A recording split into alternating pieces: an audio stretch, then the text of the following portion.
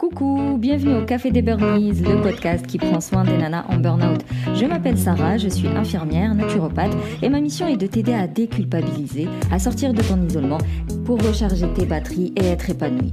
Chaque semaine, que ce soit en solo ou avec une nana inspirante, on parlera des valorisations, échecs, mais aussi résilience, espoir, reconversion et surtout trichothérapie. Maintenant, détends les épaules, cohérence cardiaque, ressource-toi et profite pleinement de cet épisode. Alors comme promis, je vais commencer par lire un avis et aujourd'hui ça va être celui de Nadia qui nous dit le podcast que l'on attendait. Quelle belle découverte ce podcast qui donne la parole à des personnes ayant connu le burn-out ou burn-in, mais Sarah nous donne aussi plein d'informations sur ces sujets. Je le recommande à toute personne se sentant au moins ne serait-ce que fatiguée par sa situation personnelle ou professionnelle. Merci à toi Sarah. Merci à toi Nadia, en plus je vois qui c'est. Hein. Je t'ai reconnue. Non, c'est super gentil, merci beaucoup. Je vous invite du coup à aller voir, à aller écouter, si vous êtes parents, à aller écouter un podcast qui s'appelle Grand défi et tout petit, où on parle parentalité sans tabou, sous format narratif. Ça fait du bien des fois de se dire je suis pas toute seule dans mon coin à galérer. Alors aujourd'hui, je vais vous parler de résilience. Qu'est-ce que ça veut dire encore ce truc ? Ok, je viens de passer un sale moment, une sale période, mais c'est pas grave. Je regarde et je me projette dans un futur positif et je vais me concentrer sur les points positifs et je vais m'appuyer sur mes talents, mes compétences, ce que je sais faire, ce que je sais mettre en place, tout ça pour sortir de cette phase difficile, en tirer des leçons, en garder le meilleur et continuer à vivre. Ne pas rester comme ça dans un mood négatif, à cogiter, à ressasser le truc et à ne jamais en sortir. On va dire que l'état d'esprit, il peut être soit contraignant, soit plutôt aidant. Donc, il y a certaines personnes qui ont été éduquées dans un environnement propice à la résilience. D'autres, malheureusement, on les a brisés très jeunes et du coup être résilient c'est compliqué. Mais ce n'est pas fatal, pas du tout. Encore une fois, rien n'est définitif. Tout s'apprend et tout se réajuste et tout s'améliore. Gardez à l'esprit cette fameuse méthode Kaizen qui est l'amélioration en continu. Ce que tu n'as pas su faire aujourd'hui, ce n'est pas grave, tu feras mieux demain et surtout pas culpabiliser parce que tu déprimes quoi. Si tu déprimes, tu as tes raisons. Si ta voisine elle ne déprime pas, elle a ses raisons. Ne pas se comparer. Les individus ne sont pas dupes. Tout semblable et similaire. Tu fais de ton mieux, c'est l'essentiel. Et encore une fois, ne pas se dire parce que j'ai déprimé dans le passé, parce que je fais des burn-out, je suis un terrain propice au burn-out, je suis tendance dépressive, donc vas-y, c'est tout, c'est certain, je vais passer ma vie à faire des dépressions et être sous Prozac. Pas du tout. Même si on a des histoires de vie très difficiles, beaucoup de choses, pour pas dire tout, beaucoup de choses sont guérissables entre guillemets. Ça peut prendre plus ou moins longtemps, mais en tout cas quand tu décides de prendre le taureau par les cornes et tu te dis vas-y là j'y vais, je veux sortir de là, je vais avoir une vie que j'ai envie d'avoir, je veux pas te dire une vie épanouie où t'es heureuse, une vie que t'as envie d'avoir tout simplement. C'est possible même si là quand tu m'écoutes t'es au fin fond du trou. Donc, la résilience, si je devais la résumer en une phrase, je dirais que c'est un travail à vie. C'est pas on est résilient une fois pour toutes. C'est un boulot que je fais une fois dans ma vie, après c'est fini. C'est quelque chose qui s'entretient, qui se nourrit à vie. Donc, il faut garder à l'esprit que même la personne la plus heureuse, même celle qui a une vie super épanouie, équilibrée, tout ce que tu veux, n'est pas à l'abri d'un événement négatif. Voilà, c'est des choses qui arrivent. En plus, généralement, c'est en mode je te tombe dessus, on est rarement prévenu. Et c'est là où on va faire appel à notre résilience pour justement ne pas sombrer dans le négatif. Donc, tu vas passer par les étapes d'acceptation. Si tu es en colère, tu vas être en colère. Si tu es triste, il faut accepter ta tristesse. Si tu culpabilises pendant un temps, ok, prends conscience que tu es en train de culpabiliser. Je sais pas moi, tous ces sentiments un peu qu'on n'apprécie pas des masses, quand ils arrivent, faut les vivre. Maintenant, je rebondis et je vais mettre en place quelque chose qui va me permettre de continuer ma vie malgré ce trauma. Je donne un exemple. Prends la tête avec ton collègue. Si la discussion, elle reste dans ta tête toute la journée, voire toute la semaine, et tu la ressors à chaque nouvelle personne que tu croises, et t'es là à revoir la scène, à te dire « Ah, j'aurais dû lui dire ça, j'aurais dû lui dire ci », en fait, tu vois, cet élément négatif, tu continues à le vivre même 3 jours plus tard. Bah là, c'est pas bon.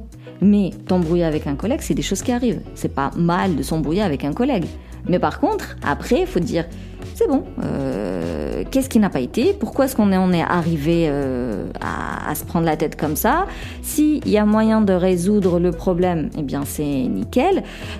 Sinon, tu fais appel à quelqu'un d'autre. Mais le but est de arrêter en fait le cercle vicieux là, de cogitation et compagnie, prendre du recul pour te dire... Peut-être que j'ai réagi un peu violemment, peut-être que lui, il m'a mal compris, peut-être que j'ai pas bien reformulé. Attends, on va voir la scène un peu sous tous les angles.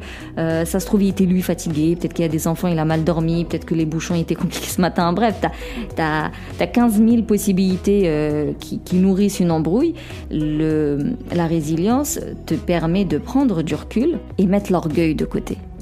Quand c'est toujours en mode orgueil là, en mode non, moi j'ai raison et toi tu as tort et moi j'étais dans mon droit et toi non et de toute façon même si j'ai tort j'ai raison quand même. Tu vois, tant qu'il y a une histoire d'orgueil, t'es pas sur le bon chemin. Et ensuite, hop, passe à autre chose. Tu passes à ta vie, tu continues à faire ta vie, retrouver ton smile, ton peps, tu vois. Faut pas que cette dispute ait un impact sur toi, mais sur des jours. Ça peut être un environnement hostile au niveau de la famille, c'est-à-dire peut-être des personnes qui sont pas super bienveillantes et qui te mènent la vie dure. Eh bien, tu peux soit te dire... je suis foutu pour foutu, je suis dans une famille merdique et de toute façon ça va être comme ça à vie et je vais jamais m'en sortir. Et tu peux te dire ok, dans ma famille il y a des personnes qui sont malveillantes envers moi, je ne vais peut-être pas couper court, c'est une décision de toute façon qui te revient, hein. Tu peux très bien te dire ces gens-là je veux plus avoir affaire à eux, allez bim au revoir. Mais il y a d'autres personnes qui vont te dire moi je vais aller lui dire que ton attitude envers moi, elle ne me convient pas du tout, elle ne me va pas, c'est pas juste, c'est pas ceci, voilà, t'argumentes sans te plaindre, t'argumentes factuel, t'argumentes avec des faits. Et à côté de ça, on va aller vers des gens, et encore une fois, attention, on cherche pas des sauveurs, ce n'est pas le but. Le but, c'est d'aller chercher des personnes positives qui vont t'encourager, qui ne vont pas faire les choses à ta place, qui ne vont pas t'écouter à plein temps, tout le temps te plaindre sans jamais te donner des ressources ou juste te donner des conseils mais en réalité qui sont pas efficaces et du coup qui te font revenir vers elles pour te plaindre. Faire attention à ne pas tomber dans le triangle dramatique. Donc le but n'est pas d'aller chercher des sauveurs, le but est d'aller chercher une personne qui déjà, elle a fait le travail sur elle, qui donc peut esquiver ce genre de triangle et qui va t'encourager, tu vois, qui va te motiver, qui va te booster, mais qui ne va jamais faire les choses à ta place. Garde bien ça à l'esprit. Faut chercher des gens qui vont te tirer vers le haut, mais... en te proposant des outils, des ressources, des trucs, va lire ce livre, va voir cette vidéo, tu vois, des trucs comme ça, mais c'est à toi de faire le travail. Ce n'est pas eux qui doivent faire le boulot à ta place. Donc, pour revenir au burn-out, c'est quand même la raison de ce podcast. La première des choses, c'est de te dire, ce n'est pas de ma faute. J'ai fait un burn-out ou je suis en train d'en faire un, donc t'es pas loin de la phase de l'effondrement. Ce n'est pas de ta faute. C'est certainement pas de ta faute. Tu as une personnalité de persévérant, de travailleur et de résistant. C'est pas un reproche, quoi. Tout ça, c'est des qualités, faut pas déconner. Donc, ce n'est pas de ta faute le fait d'être en phase d'effondrement ou carrément effondré sous le plaid. Il faut déconstruire ta notion d'échec, ta notion de réussite et ta notion de faiblesse pour ne plus te reconnaître dans ces trois notions-là. Tu fais un burn-out, mais tu n'es pas concerné par ces trois notions. Et le fait d'avoir fait tout le travail sur la honte, la gêne, la culpabilité, l'isolement et tout ça, en parler va être un cool Raoul, quoi. Et donc, tu vas pouvoir en parler avec facilité, sans être dans la victimisation, encore une fois, mais juste dire, écoute, je suis en plein surmenage, après, ce que t'en penses, en réalité, j'en ai rien à carrer, qu'on soit bien d'accord. Quand tu dois en parler à tes amis, à ta famille, à tes collègues, tu leur en parles pas pour avoir un retour positif, reconnaissant, oh Meskina, la Houta, elle fait un burn-out. Non. Tu le dis dans le but de sachez que en ce moment je traverse une période difficile, venez pas me casser les pieds. C'est dans ce sens-là. ne va pas le dire pour avoir de la reconnaissance, de l'attention, des marques d'affection et compagnie. Si tu nourris ça, tu vas rentrer dans un autre cercle qui n'est pas sympa du tout. Donc, le fait que si tu pars comme ça, avec un état d'esprit, je vais dire aux gens que je suis en burn-out pour qu'ils comprennent que je suis malade. Tu vois, pour qu'ils comprennent que je suis malade, et donc ça peut expliquer mon absence à tel mariage, ça peut expliquer mon manque d'appel pour dire comment ça va, voilà, ça peut expliquer des choses. Mon état un peu irrité, en colère et tout ça, ça peut leur faire comprendre pourquoi tu es avec ces distanciations en ce moment. Parce que si tu as écouté l'épisode de la semaine dernière, eh bien l'évidence, elle est évidente que dans ta tête et pas dans la tête de la personne qui est en face de toi. Donc tu le dis pour un but informatif. Voilà, je suis malade en ce moment, je suis fatiguée, je suis en burn-out, faut que je prenne soin de moi. Point. Et d'ailleurs, lorsque tu le fais dans un but informatif, la réponse de l'autre, elle t'atteint pas.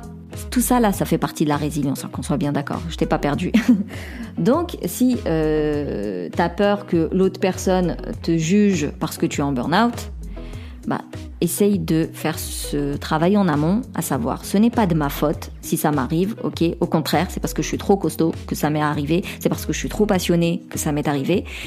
Et de toute manière, ton avis, j'en ai rien à carrer. Je te le dis pour que tu comprennes mon attitude du moment, et c'est tout. Je t'ai pas demandé ton avis. Je te dis pas de lui dire ça comme ça, hein, mais tu te le dis toi dans ta tête avec toi-même. Tu te le dis, tu te le répètes, tu te le répètes, tu te le répètes, tu te le répètes jusqu'à ce que ton cerveau l'enregistre et l'automatise. Et tu verras que au bout d'un certain temps, quand on va dire quoi, toi aussi t'as un burn-out, tu vas rigoler quoi. Et tu vas lui dire excuse-moi d'être malade, j'ai oublié de penser à toi, la prochaine fois je ferai attention. Donc pense à ça, en parler mais dans un but informatif et non pour attirer de l'affection. Et enfin, comme je dis, inspirer les autres. D'ailleurs je fais une petite parenthèse promo parce qu'en fait si t'écoutes ce podcast à sa sortie, c'est la semaine de la sortie de mon accompagnement bootcamp pour sortir du burn-out. Parce que c'est un accompagnement sur 4 mois et du coup vraiment les 2 dernières semaines, je vais t'inviter à inspirer les autres. Je vais dire maintenant, il faut inspirer les autres parce que quand on vit une situation négative et quand on réussit à s'appuyer sur du positif pour s'en sortir et pour rebondir, il est important de partager cette expérience et d'inspirer les autres pour aider les autres. Et ça va te faire un bien fou. Maintenant, qu'est-ce qui peut aider la résilience et qu'est-ce qui peut être vachement contraignant pour nourrir, encore une fois, parce que t'es résilient, ok, mais plus ou moins en fonction des événements. Il y en a qui sont plus forts que d'autres, il y en a qui sont tellement nouveaux que c'est un peu compliqué à rebondir assez rapidement et facilement. Donc voilà, t'es plus ou moins résilient en fonction des événements. C'est pas quelque chose de linéaire, c'est pas quelque chose d'une fois pour toutes. Comme je t'ai dit, c'est quelque chose qui se travaille. Ça se travaille avec des liens familiaux, des liens sociaux. C'est-à-dire que si t'es seul dans ton coin, isolé, en mode solitude, en plus si t'as peur de la solitude et tout, c'est mort. Donc il faut sortir de ça. Il faut sortir de son isolement et il faut s'entourer des bonnes personnes. Les bonnes personnes, c'est celles qui vont te permettre d'y voir plus clair par rapport à ta situation, celles qui vont te permettre à faire un travail d'introspection objectif et celles qui vont te booster. Mais encore une fois, on cherche pas des sauveurs, on cherche des personnes positives qui vont te booster. L'humour, c'est très important. L'autodérision, c'est très important parce que ça te permet de te décomplexer en fait. Ça te permet de voir les points que tu t'apprécies pas des masses, eh bien, tu finis par les apprécier. Au début, tu les apprécies pas, t'es super complexé, t'es super gêné, tu t'en parles jamais. Petit à petit, t'apprends à en rire. Surtout si les gens sont méchants envers toi et qui te font des remarques désobligeantes et compagnie, apprends à en rire au lieu d'attaquer en mode offensive ou défensive, mais tu rigoles. Et qu'est-ce que ça fait du bien de rire, qu'est-ce que ça fait du bien d'avoir des hormones de plaisir comme ça et de sourire. Ça aide à la guérison pour n'importe quelle maladie, gardez-le à l'esprit. Si, il faut s'informer.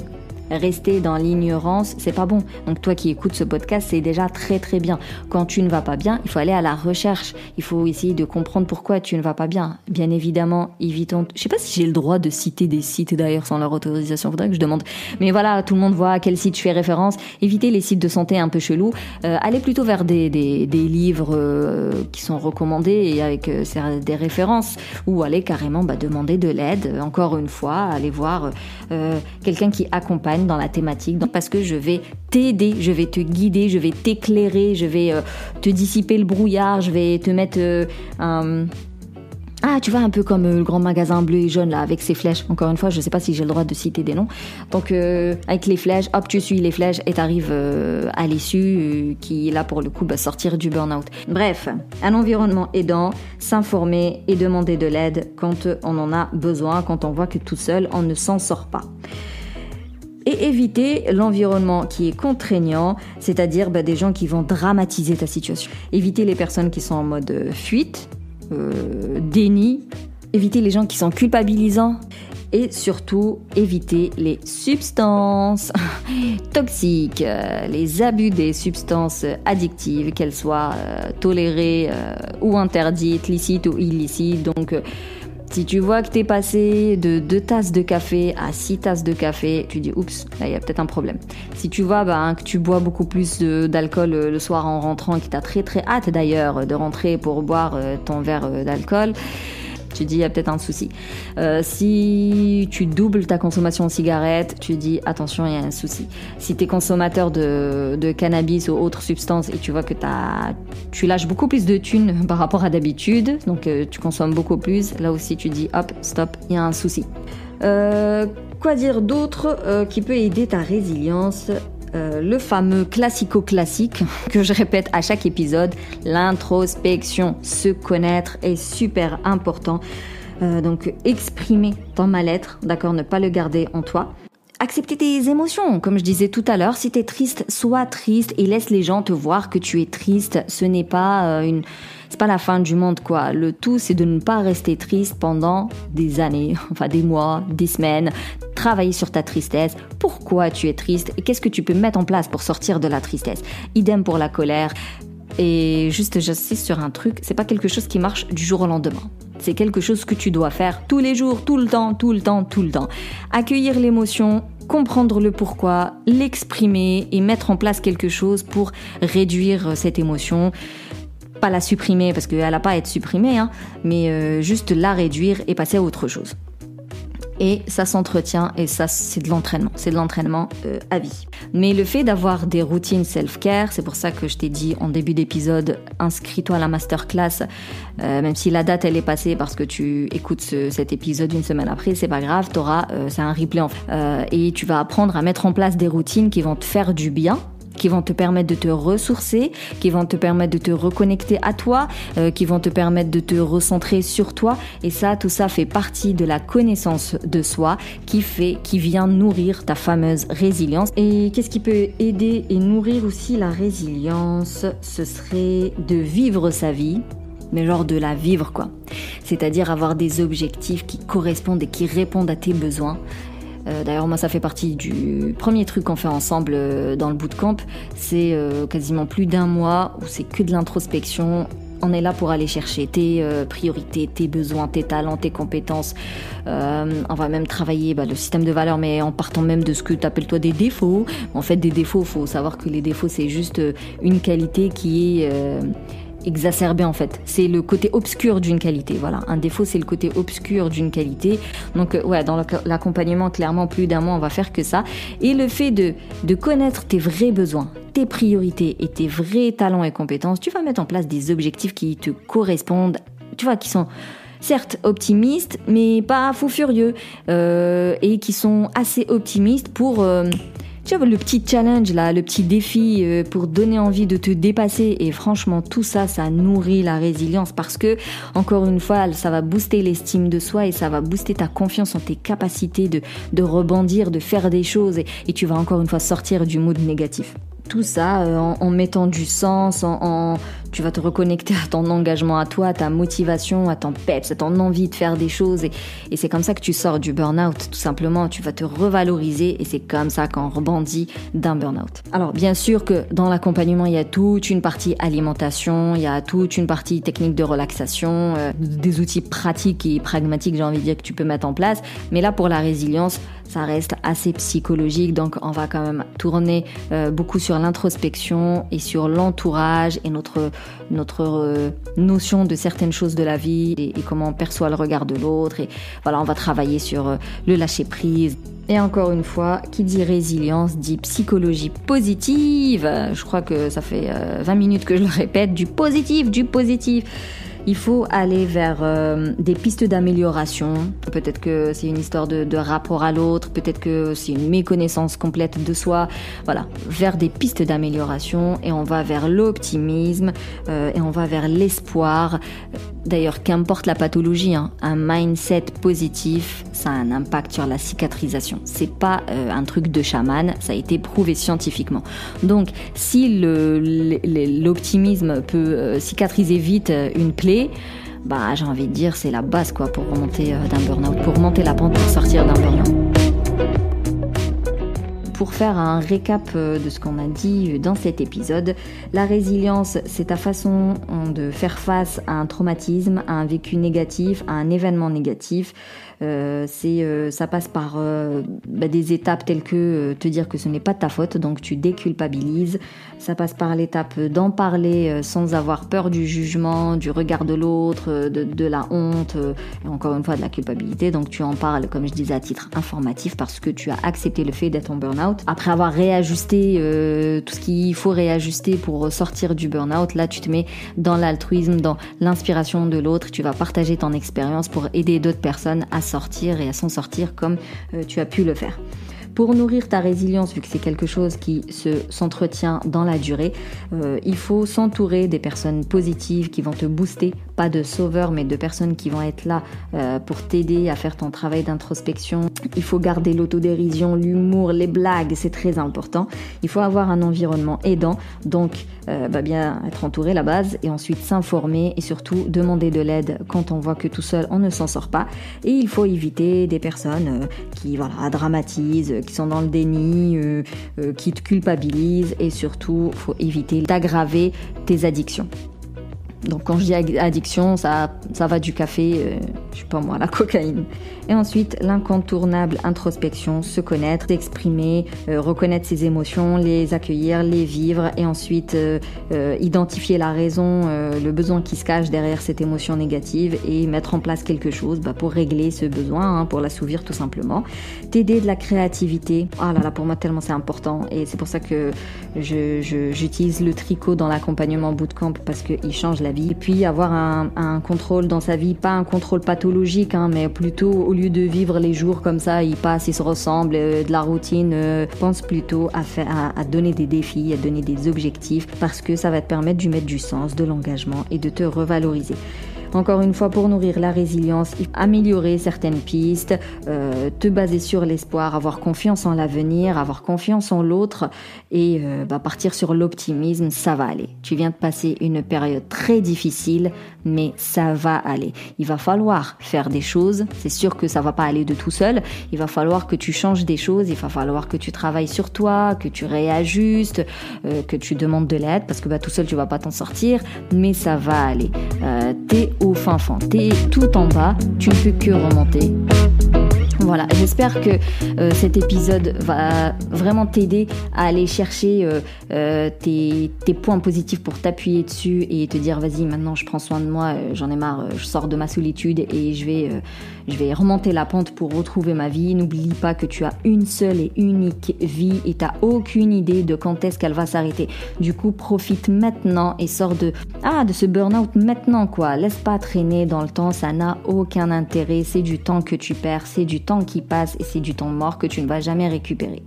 Sans vouloir bien évidemment te démoraliser. Donc pour finir sur un point positif, comme je disais, c'est la sortie du programme Bootcamp pour sortir du burn-out. Ça se fait sur 4 mois. Tu as plusieurs options et surtout, c'est un programme pluridisciplinaire où il va y avoir du développement personnel, il va y avoir de la psychologie positive. Qu'est-ce qu'on va parler de la résilience et on va aller chercher tes talents, tes valeurs, tes besoins, tes priorités pour te fixer des objectifs. On va se baser sur le cycle menstruel pour que tu comprennes pourquoi il y a certains moments où tu es bien, il y a d'autres moments où tu n'es pas bien et tu vas caler ta vie sur ton cycle menstruel et tu verras que ça change la vie.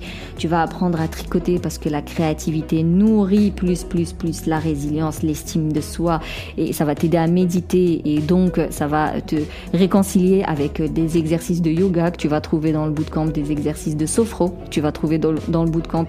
On va travailler sur ton alimentation pour te ressourcer, pour recharger tes batteries. Et pour ça, il y a tout un programme alimentaire de 30 jours, des recettes ultra méga faciles et tellement ciblées pour les burnies, pour aller nourrir tes neurotransmetteurs qui sont à plat. D'ailleurs, il y a même une vidéo sur le batch cooking, comme ça tu gagnes du temps. Mais aussi préparer un sommeil réparateur. Bref, ça va être long sinon. Si tu veux en savoir plus sur le bootcamp pour sortir du burn-out, réserve ton appel qui est offert. Tu as le lien dans le descriptif et puis on prendra le temps de parler de toi, de voir les problèmes que tu affrontes en ce moment, de ce que le bootcamp peut t'apporter, mais aussi ses limites. Je saurai si je peux t'aider ou non et toi tu sauras si tu veux travailler avec moi. Il me reste pour finir cet épisode que de te remercier plus pour ton écoute. Si tu veux soutenir le Café des Burnies, tu peux me laisser un avis, tu peux me mettre 5 étoiles et surtout tu peux partager ce podcast à une personne qui en a besoin. On se capte sinon sur Instagram pour le live hebdomadaire. Tu pourras me poser toutes tes questions, notamment sur le bootcamp pour sortir du burn-out. Et je te dis à la semaine prochaine où je vais accueillir 3 nanas, une sophrologue, une qui a vécu un burn-out et une qui t'explique comment relever des défis peut te permettre de sortir du burn-out. D'ici là, je te dis prends soin de toi et surtout n'oublie pas de booster ton feeling good.